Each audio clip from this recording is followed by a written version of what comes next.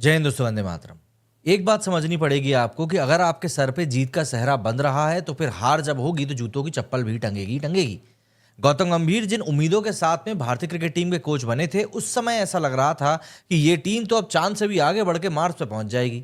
लेकिन सूरत हाल कुछ ऐसे हैं कि गौतम गंभीर के कोच बनने के बाद में हम लोग जो सीरीजेस हारे हैं ना, उन सीरीज के हारने की कल्पना भारतीय क्रिकेट के फैंस में किसी ने भी नहीं करी थी। मतलब अगर एक एग्जाम्पल के तौर पर हम देखें तो हम श्रीलंका के खिलाफ T20 सीरीज, वनडे सीरीज 0-2 से हार गए।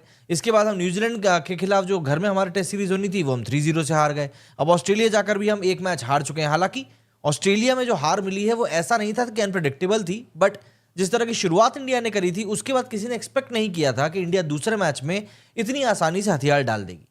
और इन सब चीज़ों के बाद में कहीं ना कहीं गौतम गंभीर के ऊपर उंगलियां उठने लगी हैं।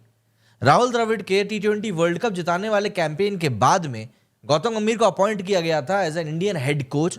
इसमें तीनों फॉर्मेट की कोचिंग की जिम्मेदारी जो है गंभीर को दी गई थी।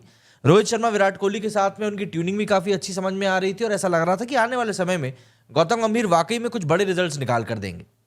लेकिन हाल फिलहाल में जिस तरह की चीज़ें चल रही हैं उसके ऊपर गंभीर के ऊपर काफ़ी सवाल खड़े हो रहे हैं। हालांकि अजीत आगरकर का पूरा सपोर्ट इस समय गंभीर को मिला हुआ है, बट सपोर्ट से चीज़ें नहीं चलती, चीज़ें चलती हैं रिजल्ट से। और रिजल्ट जो है वो गौतम गंभीर के पक्ष में हाल फिलहाल में आ नहीं रहे हैं। अगर हम समझें कि उनके साथ में क्या कुछ समस्याएं चल रही हैं तो सबसे पहले तो आप यही देखिए कि गंभीर को मतलब कोच बने हुए अगर हम गंभीर की बात करें तो इनकी पहली सीरीज श्रीलंका में थी। भारतीय टीम ने जुलाई 2024 में श्रीलंका का दौरा किया था। उस दौरे पर भारतीय टीम ने T20 सीरीज को 3-0 से जीता था, जिसमें कि सूर्य कुमार यादव हमारे कप्तान थे। लेकिन वनडे सीरीज में उसको 0-2 से हार का सामना करना पड़ा। एंड सबसे बड़ी बात यह थी कि 27 साल बाद भारतीय टीम ने श्रीलंका के खिलाफ कोई बायलैटरल वनडे सीरीज गंवाई थी। इससे पहले भारतीय टीम अगर श्रीलंका से हारी थी तो वो 1997 में था। अब रोहित शर्मा के लिए तो ये पहली बार थी, तो उस समय रोहित शर्मा के ऊपर कोई गाज गिरी नहीं। इसके अलावा गंभीर की कोचिंग में ही भारतीय टीम न्यूजीलैंड के खिलाफ अपने ही घर में चारों खाने चित्त हो गई। भारत और न्यूजीलैंड के बीच पहला टेस्ट मैच बेंगलुरु के एम चिन्नास्वामी स्टेडियम में खेला गया, जिसमें भारतीय टीम की पहली पारी 46 रन के ऊपर ऑल आउट हो गई। बॉल हवा में जैसे ही हिलना शुरू हुई, भारत के जो बैट्समैन थे वो लिटरली अपनी क्रीज में खड़े भी नहीं रह पा रहे थे। टेस्ट इतिहास में अपने घर पर भारत का ही सबसे छोटा स्कोर था। भारतीय टीम को उस मुकाबले में 8 विकेट से करारी हार झेलनी पड़ी। 19 साल बाद भारतीय टीम चिन्नास्वामी स्टेडियम में कोई टेस्ट मैच हारी थी। अब ऐसा है कि ये टेस्ट मैच जो था एक तरीके से आप कह सकते हैं एक शुरुआत भर थी। भारत के लिए जो शर्मनाक समय आगे रखा हुआ था उसकी शुरुआत भर थी।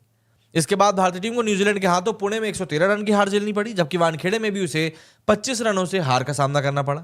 इसके चलते न्यूजीलैंड ने तीनों मैचेस अपने नाम कर लिए और भारत का सूपड़ा साफ कर दिया। टेस्ट क्रिकेट के इतिहास में पहली बार भारतीय टीम को अपने घर पर 3 या उससे ज्यादा मैचों की सीरीज में क्लीन स्वीप का सामना करना पड़ा।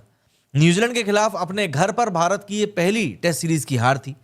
अब आप यहां पर ये समझिए कि रोहित शर्मा ने ये सीरीज हारने के बाद में बयान दिया था कि भाई जीतने की आदत भी तो हम ही लोगों ने आपको डाली है ना, तो एक आध हार से कुछ नहीं होता। उस समय पर रोहित का ये बयान जो था ये काफी गैर जिम्मेदाराना माना गया था, क्योंकि लोगों का कहना था कि भाई आप नहीं अतीत में जिता कर लाए हो, आपने वो काम नहीं किया है, तो आप ये नहीं कह सकते कि भाई ये आदत हमने डाल दी। और इसीलिए आज की तारीख में रोहित शर्मा के ऊपर इतने सवाल निशान भी खड़े हो रहे हैं। इसके बाद भारतीय टीम ने 12 साल के बाद अपने घर में टेस्ट सीरीज जो गंवाई।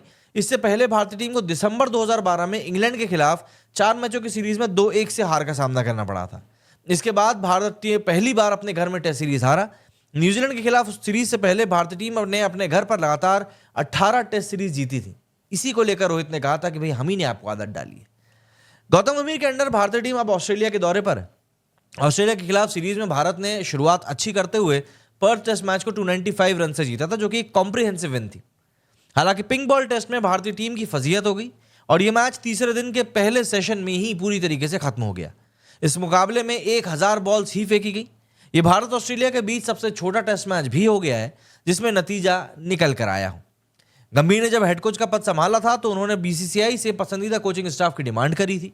बीसीसीआई ने गंभीर की सारी मांगें मानी। अभिषेक नायर, रेयान टेन-रशकाटे असिस्टेंट कोच के तौर पर अपॉइंट किए गए।